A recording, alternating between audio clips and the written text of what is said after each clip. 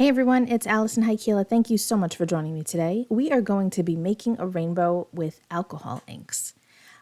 Here I have Gumball, Dandelion, and Sailboat Blue alcohol inks from Ranger and Tim Holtz. The paper that we'll be working on is poster board paper, and I get this from Dollar Tree. This is the type of paper that I typically work on when I'm using alcohol inks. I find that it works really well. It allows me to have enough control, but not too much, because it's kind of fun to kind of let the alcohol ink do its own thing. And it's really inexpensive. I also have blending solution, isopropyl alcohol, and a spritzer. You can use the Tim Holtz air blower. I just don't happen to have this. This spritzer that I've got here had come out a while ago, and what you do is you put a marker in that little tube that's at the bottom, and it turns it into like an airbrush. But I never really use it for that. I use it for my alcohol ink. So if you've got one of these spritzers, you can use that. Otherwise, you can use the Tim Holtz air blower. Please never use a straw when you're moving alcohol inks around. It's not good for your lungs. Make sure that you're always working in a ventilated area when you do work with them. So you can see that I added the 3 colors to my poster board paper, and I added a layer of the blending solution first. I like to do that whenever I want to get like kind of a wispy, super fluid look to my alcohol inks. So I lay the blending solution down first, and then I add my drops of color. You can see that I added an additional color to my mix here. I grabbed Vineyard, needed some purple, and I could have added some more pink on the other side, but I really didn't want pink to be there, so I just went with a straight purple. And this is a really pretty color. I'm going to pick up the panel now because I want to wipe away the excess alcohol ink that's on my glass mat. You can see that it's kind of hanging out over there. Because this is not the most expensive paper. It's not the highest quality. It does what I needed to do, but if you have a lot of color seeping underneath, you will kind of see it through the front. And you'll see that in a couple of the later examples that I'll be sharing with you. So I opened up my isopropyl alcohol, and I used the straw to kind of tap the isopropyl onto the panel, and it gives me those really cool looking cells. I love that look. So now I set that panel off to dry. For my second panel, I, again, started off with adding the blending solution to the top of the entire piece of poster board paper, and now I'm going in with my 3 colors, keeping them in rainbow order. And you can see that little blob of blue there that's in between the yellow and the pink. It's okay. It'll be fine. I was at first like, oh man, now I messed this up, but it works out in the end. So now I'm going to just do what I did before and kind of go back and forth, moving that color from one side to the other, diagonally and back again, to create this kind of wispy effect that I'm going for. I really want to thin out that blue, so I grabbed my isopropyl and sprayed it right on there just to kind of thin that out. So blending solution moves your color without diluting it, and isopropyl alcohol will make it fade. It will dilute it a bit. So that's kind of what I was going for there. And you can see that it's just kind of a back and forth motion. There's kind of, you do one side, you do the other. It's kind of like when you're working out. You don't want to just work out your right arm. You want to work out both of them. So if you want to get this sort of wispy effect, if you go in one direction, try to go back in the other direction. I do have another video that shows how I get really wispy alcohol ink panels, and I will have that linked in the description box below. That was a really fun video to make. I love how that card turned out. So if you'd like to see a little bit more with alcohol inks, please be sure to check that video out. So you can see that I dropped more blue where I didn't want it, but it turns out in the end, I think that it looks really cool. This panel is a little bit more full with color than the first one, which was okay. I wanted to have that white space in the first panel. That winds up being the panel that we use for our completed card. But I wanted to make some more. It's hard to just do one alcohol ink panel. It's kind of like when you're gel printing. You can't just do one. They're like potato chips, right? You can't have just one. You got to do a bunch. So you can see that that purple is a little shinier than the rest there. And that's okay. I tried moving it around a little bit further, But I do have a solution for that if it stays wet or sticky, and I'll show that to you later. So this is our third and final panel. I really could have kept going, but I didn't want this video to take up too much of your time. So again, I'm starting off with those 4 colors, adding a little bit more of a couple of them because I really wanted to get this panel pretty full of color. And now we're going back and forth. And it seems very repetitive, but that's what you've got to do. You got to just go back and forth. And if you find that you need more blending solution because the colors aren't moving as much, go ahead and add some more. You will tend to get a buildup of the resin that's in the inks and the blending solution. And that's kind of when you get that stickiness, that tacky that just won't go away. But again, I do have a way to fix that and make it look really pretty in the end.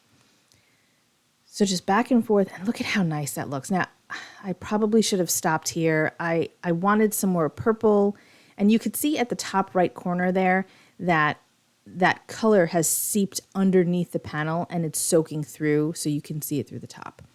So this is still looking okay. I'm happy with it. But then I go to pick it up to show you guys what I mean with the color seeping underneath, and things start to move, and it's okay. In the end, I think it's a pretty panel. It's not my favorite. And when I do eventually use it for a card, I will probably cut it down so that extra area where the white should have been isn't there. See how that gets underneath? I don't really have a resolution for that, except for cutting it down. So, if you're worried about that happening, you may want to work on a bigger panel than what you plan on using for your card. So these are all cut to 4 by 5 1/4 because that's the size of the panels that I typically put on my card bases. And if you're worried about this seepage happening, then you might want to work on something significantly bigger so that you can trim it down at the end and you'll still have a full-size card panel. So this is looking meh. It's okay. I need to work with it some more. I didn't like that weird, line that was happening in the middle. So I kind of play with it a little bit more, and I do wind up liking it a lot more in the end. And once it's dry, it looks way better. So have you worked with alcohol inks before? Have you let them sit in your crafting space for a while being untouched? I haven't used mine in a little bit, and I caught the bug. I was in the mood. I needed to do some more. It's been a while, so I thought that this was a good opportunity. And I don't typically make like a full rainbow with my alcohol inks. I tend to just work with, cool colors or warm colors, and I thought, you know what? It's time for a rainbow. So these are the panels that I made, the last 2, and then this is the first one. And that was the effect that I was going for. I just wanted to keep playing. That's why I made the other ones. Okay, so now I've got some Deco foil from Therm. This is the Iridescent, and remember I mentioned that sticky problem that you could have with, putting too much blending solution or alcohol ink in one spot? Well, if you rub your Deco foil on top of those sticky areas, the foil will stick, and you'll get this really cool, like, marbleized or veining effect. You can use your fingers, or you can use a score tool or burnishing, like a bone folder kind of thing. You just want to burnish the foil into those sticky areas. One word of warning though, if you have wet alcohol ink still, it will stick to the back of the Deco foil, and then if you start moving the piece of foil around, it could place the excess alcohol ink in an area that you don't want. So just be wary of that. Okay, so now I have, from Honeybee Stamps, I have a Hugs stamp and the coordinating die set. I don't think that this set is available anymore, but use whatever sentiment you want.